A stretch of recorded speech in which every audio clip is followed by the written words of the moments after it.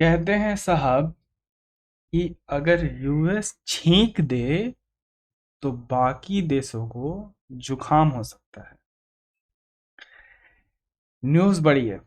News क्या है कि फेडरल रिजर्व के द्वारा जो रेपो रेट है उसको बढ़ाया गया है और यह लगातार बढ़ाने के कारण अब उससे होने वाला इफेक्ट भारतीय अर्थव्यवस्था पे बहुत ही ज़्यादा खराब होगा।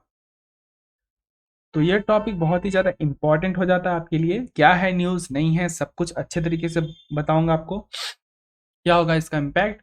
पर उससे पहले मैं चाहता हूँ वीडियो को लाइक कर दीजिए, चैनल को सब्सक्राइब कर दीजिए और शेयर कर दीजिए अपने तमाम दोस्तों के साथ जो तैयारी कर रहे हैं UPSC, state PCS, SSC, banking, railway इत्यादि किसी भी एग्जाम की जहाँ पे करंट अफेयर वगैरह पूछे जाते हैं तो उनका स्वागत है। तो आइए देखते हैं आपके साथ क्या है मामला। तो भाई गर्म हो चुका है काफ़ी। तो मेनली जीएस पेपर 2 और 3 से इंपॉर्टेंट रहेगा। इंपॉर्टेंट इंटरनेशनल इंस्टीट्यूशन, तो ये इंटरनेशनल इंस्टीट्यूशन में क्यों इंपॉर्टेंट है? क्योंकि फेडरल रिजर्व क्या है, इंटरनेशनल फेडरल रिजर्व बैंक जो है आपका इंटरनेशनल इंस्टीट्यूशन है। दूसरी बात, उसके होने वाला इफेक्ट भारतीय अर्थव्यवस्था पर जो होगा, इसलिए वो इंडियन इकोनॉमी के पेपर से रिलेटेड है, इसलिए हम इन चीज़ों को पढ़ रहे हैं। अगर जब तक आपको नहीं पता होगा कि आप पढ़ क्यों रहे हैं किसी चीज़ों को, तब तक आप उस चीज को क्या कर सकते हो, रिलेट नहीं कर सकते। ओके, तो ये बहुत ज्यादा इंपॉर्टेंट बन जाता है कि जो आप पढ़ रहे हो पहले आपको पता हो कि आप पढ़ क्यों रहे हो वो चीज। तो न्यूज आई हुई है। अब मैं सबसे पहले एक छोटे टर्म में बता देना चाहता हूँ कि फेडरल रिजर्व बैंक के बारे में। जैसे अपने यहाँ क्या होता है, आरबीआई होता है, आगे मैं इसके बारे में चर्चा करूंगा, लेकिन एक शॉर्ट फॉर्म में भी बता दे रहा हूँ कि जैसे अपने यहाँ आरबीआई है सेंट्रल बैंक, वैसे ही आपका फेडरल रिजर्व भी क्या है, यूएस का सेंट्रल बैंक है। तो आपका times of the economics times के अंदर में साथियों आया हुआ था कि जो फेडरल रिजर्व बैंक है यानी यूएस का, उसने पहली बार ऐसा इतिहास में हुआ है कि उसने 75 बेसिस पॉइंट पर क्या किया है, अपने रेपो रेट को बढ़ाया है। ओके, तो ये आपको दिख ही रहा है कि 28 वर्ष में, यानी साथियों सोच लीजिए आप कितना लंबा साल, 28 वर्ष में पहली बार ऐसा हुआ है कि यह पहली बार देखा गया कि महंगाई की दर से इतना ज्यादा आपका यूनाइटेड स्टेट्स ऑफ अमेरिका परेशान हो गया कि वहां की जो सेंट्रल बैंक है, फेडरल रिजर्व बैंक, उसको क्या करना पड़ा, अपने रेपो रेट को बढ़ाना पड़ा। ओके, तो लगातार फेडरल बैंक के द्वारा रिजर्व रेट बढ़ा, इंटरेस्ट रेट बढ़ाया जा रहा है। और वो क्या है, पहले जैसे मार्च में 0.25 था, फिर मैं इसको 0.5 किया गया और अब इसे जून में बढ़ा के 0.75 पूरे तरीके से कर दिया गया है। तो ये 28 वर्ष में सबसे पहला अपना ही ऐतिहासिक है कि इतने ज्यादा महंगाई के कारण इसको क्या करना पड़ा, अपना इंटरेस्ट रेट यानी एक तरह का रेपो रेट बढ़ाना पड़ा। तो क्या है फेडरल बैंक, पहले इसके बारे में जान लेते हैं कि एक तरह का मैंने बताया कि वो सेंट्रल बैंक है यूएस का, इसे हम लोग फेड बैंक भी बोलते हैं और ये बिगेस्ट सेंट्रल बैंक है आपका कहाँ का, पूरे भी इकोनॉमी का। क्योंकि आपको पता है, ये बात एकदम ऐसे कनेक्ट कर लो ना कि जैसे लगे कि तुम मतलब समझते हो चीजों को। अगर बिगेस्ट इकोनॉमिक यूएस की है तो वहां की बैंक ही क्या होगी, बिगेस्ट सेंट्रल बैंक होगी। आ रहा है समझ में? वो बिगेस्ट सेंट्रल बैंक होने का उसको कोई दर्जा नहीं मिला है, उसकी इकोनॉमी बिगेस्ट है इसलिए वो वहां की बैंक भी बिगेस्ट हो गई ऑटोमेटिकली। ओके, इसका रोल क्या है? इसका रोल बिल्कुल ही आरबीआई के जैसा है, जैसा मॉनेटरी पॉलिसी को प्रमोट करना, यानी मॉनेटरी पॉलिसी के ऊपर ध्यान रखना, स्टेबल प्राइस को मेंटेन रखना, फाइनेंशियल स्टेबिलिटी बनाए रखना, सेफ्टी और soundness of individuals financial institution, यानी जिसके अंदर में जितने भी तरह के फाइनेंशियल इंस्टीट्यूशंस काम कर रहे हैं उससे होने वाला इफेक्ट पूरे भी अर्थव्यवस्था पे उसकी ध्यान रखना, यानी उसके ऊपर चौकन्ना रहना और एक साउंडनेस यानी एक तरह का ऐसा पॉलिसी फॉर्म करना जो बिल्कुल ही वाजिब लगे। क्यों इस तरह की पॉलिसी को फॉर्म किया गया है बैंक के द्वारा? तो ये है आपका यूएस का bank, that is federal reserve bank. तो सेफ्टी और ये बता दिए, ये वाला पॉइंट दोबारा आ गया है। ओके, उसके बाद इफिशियंसी बढ़ाना पेमेंट सेटलमेंट के अंदर में, जैसे यूएस डॉलर्स ट्रांजेक्शन्स को प्रमोट करना, सेफ्टी तरीके से लोग ट्रांजेक्शन्स कर पाए, प्रमोट करना कंज्यूमर के प्रोटेक्शंस को और कम्युनिटी डेवलपमेंट प्रोग्राम्स पे काम करना। इसकी जो मॉनेटरी पॉलिसी कंट्रोल करने की तरीके हैं वो 3 तरह की हैं। साथियों, आपको मैंने बहुत पहले भी बताया है कि रिजर्व बैंक जो है मॉनेटरी पॉलिसी को कंट्रोल 2 तरीके से करती है। आपको वो कमेंट बॉक्स के अंदर में बताना है। तो इसका 3 तरीका कौन कौन सा है? एक है ओपन मार्केट ऑपरेशन, एक दूसरा डिस्काउंट रेट, और तीसरा है रिजर्व रिक्वेस्ट के फॉर्म में कर दी है क्या मॉनेटरी पॉलिसी अपना डिसाइड। तो इसका भारतीय अर्थव्यवस्था पे क्या असर पड़ेगा, ये बहुत बड़ा सवाल है। अगर वहां के इंटरेस्ट रेट हाई हो रहे हैं, यानी रेपो रेट हाई हो रहे हैं, तो इसका भारतीय अर्थव्यवस्था पे क्या जरूरत है कि हाँ भारतीय अर्थव्यवस्था पे कुछ तो इम्पैक्ट होगा। साथियों, इसका इम्पैक्ट काफी बड़ा है। इम्पैक्ट क्या है? सबसे पहला बात कि आपको मैंने एफपीआई के बारे में बताया हुआ है। इन्वेस्टमेंट दो तरह के, फिर से बता देता हूँ। मैं बार बार चीज़ों को नहीं रिपीट करना चाहता क्योंकि उससे वीडियो लंबी होती है, फिर भी मैं रिपीट कर देना चाहता हूँ क्योंकि आप रेगुलर प्लीज बने रहिए मेरे साथ, ताकि मुझे चीज़ों को बार बार रिपीट करने की जरूरत ना पड़े। मैं माउस से लिख रहा हूँ तो इसलिए थोड़े से राइटिंग में प्रॉब्लम रहेगी। इन्वेस्टमेंट दो तरह का, एक आपका हो गया foreign investment, sorry not investment, foreign investment दो तरह का। एक हो गया आपका एफपीआई, दूसरा हो गया एफडीआई। यानी एक हो गया आपका फॉरेन पोर्टफोलियो इन्वेस्टमेंट और एक हो गया फॉरेन डायरेक्ट इन्वेस्टमेंट। याद रखना, जब भी किसी भी कंपनी या किसी भी व्यक्ति के द्वारा भारतीय अर्थव्यवस्था के अंदर 10% से ज्यादा का इन्वेस्टमेंट हो तो वो कहलाएगा एफडीआई। याद रखना, ये आर लिखा गया, सॉरी यार, ओके माउस की वजह से आर लिखा गया। और 10% से कम का इन्वेस्टमेंट हो तो वो कहलाएगा एफपीआई, यानी फॉरेन पोर्टफोलियो इन्वेस्टमेंट। अब एफडीआई आने से रोजगार बढ़ता है, बहुत सारी चीजें आती हैं, वो सब आप जानते हो। इन्वेस्टमेंट आएगा, इन्वेस्टमेंट से अपना एम्प्लॉयमेंट आएगा, एम्प्लॉयमेंट इन्वेस्टमेंट करेगा प्रोडक्शन, प्रोडक्शन करेगा एम्प्लॉयमेंट, वो आप साइकिल जानते हो अपना इकोनॉमिक साइकिल। एफपीआई आता है, ये एक तरह का आप किसी भी समझ लो कि शेयर बाजार के अंदर में कोई भी लिस्टेड कंपनी के अंदर में पैसा लगाता है फॉरेन कंपनी या फॉरेन व्यक्ति आके, डॉलर में पैसा लेके आता है, इंडियन रुपीज में कन्वर्ट करके भारतीय शेयर मार्केट के अंदर में क्या लगाता है? पैसा लगाता है। जब पैसा लगाने के बाद उसे प्रॉफिट हो जाता है तो वहां से वो पैसा लेके अपना निकल जाता है। इससे भारतीय अर्थव्यवस्था को तब तक फायदा होता है जब तक उसका पैसा उस कंपनी में लगा हुआ रहता है, अर्थात उससे कोई भी भारत को फायदा नहीं होता। इसलिए भारत एफपीआई को प्रमोट नहीं करता है, एफडीआई को प्रमोट करता है। और एफडीआई के लिए तमाम तरह की स्कीम्स भारत में चलते रहती हैं ताकि ज्यादा से ज्यादा क्या है? एफडीआई आए। और हम लोग ने एफडीआई पे रिकॉर्ड तोड़ इस बार हासिल किया है इन्वेस्टमेंट।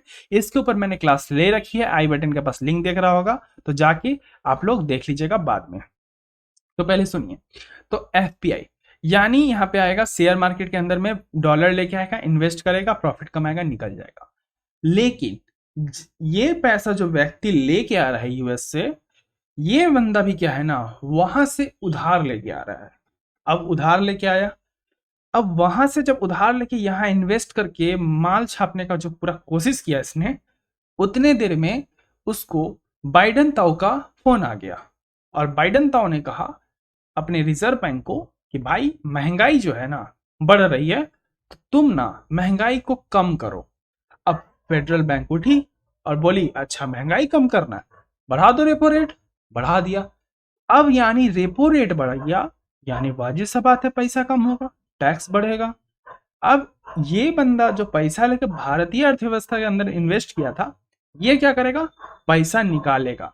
अब पैसा निकालेगा यानी क्या होगा? इन्वेस्टमेंट भारत का कम होगा। और इन्वेस्टमेंट जब कम होगा तो वाजिब सा बात है इन्वेस्टमेंट कम, प्रोडक्शन कम, प्रोडक्शन कम, एम्प्लॉयमेंट कम। समझ में आ गया? तो ये बहुत बड़ा एक तरह से यहाँ पे बात निकल के आ रही है कि जो आपका एक मिनट माउस मेरे को ये लेने चाहिए हाइलाइटर। तो आपका जो एफपीआई की वजह से इस पे एफपीआई का सबसे पहला इंपैक्ट आएगा। करेंसी कैरी ट्रेड जो हो रहा था, यानी करेंसी से जो ट्रेड हो रहा था दो कंट्रीज के बीच में, उसमें आएगा प्रॉब्लम। जो रुपया है उसकी मूल्य घटेगी। आरबीआई की मॉनेटरी पॉलिसी भी यूएस के हिसाब से ही डिसाइड की जाती है। आरबीआई को फिर इसके ऊपर वापस से अभी मॉनेटरी पॉलिसी आपको पता है कि वापस से कितनी कोशिश के बाद में 4.90% किया गया, जो इस साल का सबसे ज्यादा रेपो रेट था। अब उसको बढ़ाने के बाद अब यूएस वाले ने फिर से रेपो रेट बढ़ा दिया है। तो इस ये जो कम्युनिटी अभी कमेटी बैठी है आपकी मॉनेटरी पॉलिसी कमेटी, उसके द्वारा जो डिसाइड किया गया रेपो रेट था, मे भी अब उसमें वापस से बदलाव करने की जरूरत पड़ सकती है। दूसरी बात, इंपोर्ट करेंगे इन्फ्लेशन, यानी महंगाई इंपोर्ट करेंगे। वाजिब सा बात है, चीजें महंगी हो जाएंगी तो आप महंगा सामान इंपोर्ट करेंगे। महंगा अगर आप इंपोर्ट करेंगे तो कोई इतना बड़ा बेवकूफ नहीं है कि वो महंगा सामान इंपोर्ट करके सस्ते में बेचेगा नहीं। सेवा करने तो बैठा नहीं है, वो क्या करेगा, महंगे में ही क्या करेगा, बेचेगा। इससे आपका जो करेंट अकाउंट डेफिसिट होगा साथियों, ये एक तरह से बढ़ता चला जाएगा। यानी महंगाई इंपोर्ट करना, महंगाई कैसे इंपोर्ट कर रहे हैं, क्योंकि हम सामान महंगा इंपोर्ट कर रहे हैं। ओके, और आपको पता है कि भारत की जो बायलैटरल ट्रेड है यूएस के साथ, वो दूसरे नंबर पे आती है। तो आप सोचो कि यूएस का जो इफेक्ट है कितना ज्यादा हो सकता है भारत के ऊपर में। तो इसके लिए बहुत सारे चैलेंजेस हैं, कंसर्न है। सबसे पहले बात, वॉर और कोविड, ये दोनों तो ऐसी बीमारी है ना जो किसी कैंसर से भी बुरी बन चुकी है अब किसी देश के लिए। ये ऐसी बीमारी जो हर देश को लग चुकी है।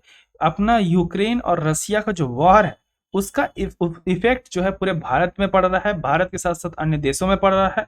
दूसरी बात, कोविड की जो 2 साल की महामारी रही, उसका भी जो पूरा खामियाजा जो चाइना के द्वारा गिफ्ट दिया गया सबको, उसका भी जो इफेक्ट है 2 साल तक सबको ही झेला। दूसरी बात, price of gas and grocery जो है बढ़ेगा, यानी जो भी सामान आप इंपोर्ट करते हो, यानी कंज्यूमर गुड्स इंपोर्ट करते हो, उसके भी दाम क्या होंगे, बढ़ेंगे। ऐसा जरूरी नहीं है कि अभी जो ये बढ़े, आपका फेडरल बैंक के द्वारा जो रेपो रेट बढ़ाया गया है, उस केस में ऐसा नहीं है कि सप्लाई में कुछ आपूर्ति आ जाएगी, क्योंकि वो आपूर्ति ऑलरेडी हम लोग यूक्रेन और रसिया वॉर से झेल रहे हैं, तो इससे कोई फर्क नहीं पड़ने वाला, ज्यादा नहीं, थोड़ा बहुत फर्क पड़ेगा। दूसरी बात, बैंक क्या कर रही है, रेपो रेट बढ़ा रही है, यानी हमको क्या करना है, पैसा निकालना है। पैसा यानी सेविंग्स खत्म करना है। सेविंग्स निकालना है तो हम कैसे करेंगे, अब सेविंग्स निकाल के खर्चा नहीं कर सकते हैं क्योंकि मुद्रा की ताकत कम हो रही है। तो क्या करेंगे, हम निकले थोड़े से चालाक। हमने क्या किया, हमने खरीद लिया सोना। जी हाँ साथियों, सोना कितना सोना है, ओके, तो हमने क्या खरीद लिया, सोना खरीद लिया।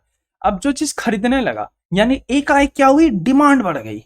अब डिमांड बढ़ गई, सप्लाई कांस्टेंट है, क्या होगा पता है आपको, ऑटोमेटिकली सीधा वहां पे भी क्या आएगा, महंगाई आएगी, यानी सोना भी क्या होगा, महंगा हो जाएगा।